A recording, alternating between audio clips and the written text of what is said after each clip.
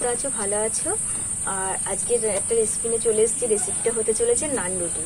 আর নান রুটিটা কিভাবে করব আর কি দিয়ে করব তোমাদের সাথে শেয়ার করি। চলো রেসিপিটা শুরু করা যায়।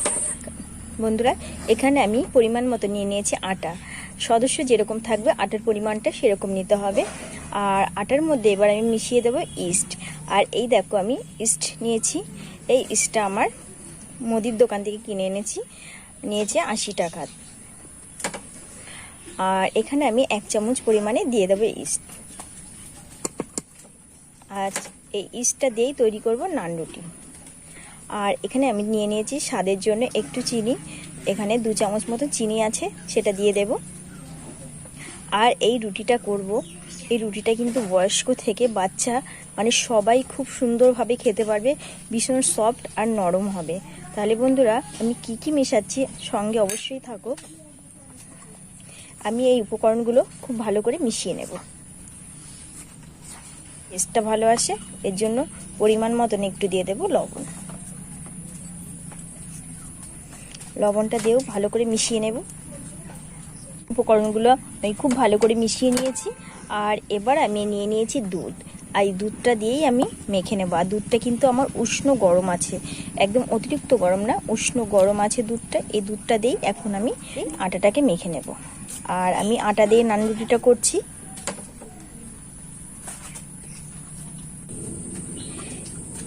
আটাটা আমি এখানে খুব ভালো করে মেখে নিয়েছি। একটু তেল মিশিয়ে দেব চারিদিকে,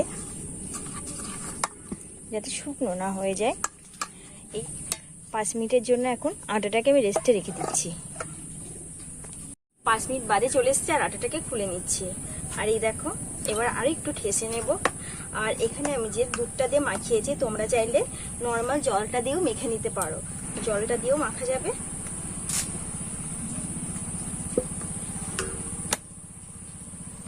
আর একটু ভালো করে আমি 2 হাত দিয়ে এইভাবে করে, এই যে এরকম করে নিতে হবে। চারিদিক থেকে নিয়ে ভেতরে ঢুকতে হবে। আর এই রুটিটা করা ভীষণ সহজ, ভীষণ তাড়াতাড়ি হয়ে যায়। করে কেটে নেব। দুধ দিয়ে করলে উষ্ণ গরম জলে দিতে হবে।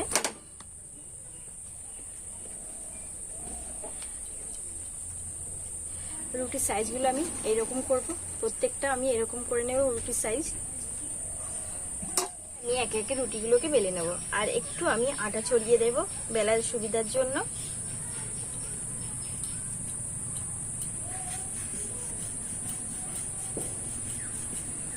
বন্ধুরা, এই রুটিটাকে আমি বেশি মোটাও করব না, একদম পাতলাও করব না, একদম একটু মিডিয়াম করে রেখে দেব। এই দেখো এরকম আছে।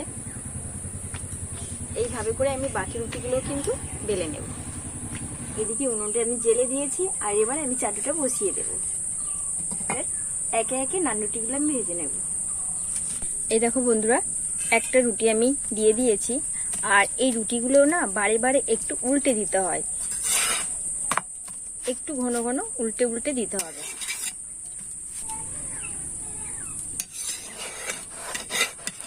এই দেখো বন্ধুরা, রুটিটা কেমন ফুলেছে। এটা হয়ে গেছে, এবার এটা তুলে নেব। এইভাবে করে বাকি রুটিগুলো আমি ভাজবো।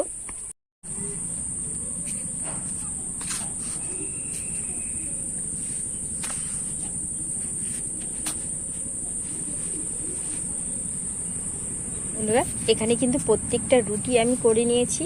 এখানে আমার 10 থেকে 12টা রুটি আছে। আর প্রত্যেকটা রুটি কিন্তু বন্ধুরা এত সুন্দর নরম হয়েছে আর সফট হয়েছে। এই দেখো কতটা নরম। এটা বয়স্ক মানুষের খেতে ভীষণ মানে উপকারিতা হবে, যে এত নরম রুটি হামেশাই মানে একটা খেলে আরো 2টো খেয়ে নিতে পারবে, এত নরম হয়েছে। আর এইভাবেই কিন্তু ওনাদের করে দিলে খুবই ভালো হয়। আর বাচ্চা থেকে বড় সবারই কিন্তু ভালো লাগবে খেতে। আর এইভাবে কিন্তু বাড়িতে তোমরা রুটিগুলো তৈরি করে নিতে পারো একদম ঝটপট। আর এই দেখো আমি কতগুলো রুটি আমি তৈরি করে নিয়েছি। কম সময়ে কিন্তু রুটিগুলো আমি তৈরি করে নিয়েছি। আর এই রুটি একটা খেলে কিন্তু আরেকটা অবশ্যই তোমাদের খেতে মন চাইবেই চাইবে। কথা দিই, একটা রুটি ছিঁড়ে তোমাদের দেখাচ্ছি ভেতরটা কতটা সফট হয়েছে। এই দেখো,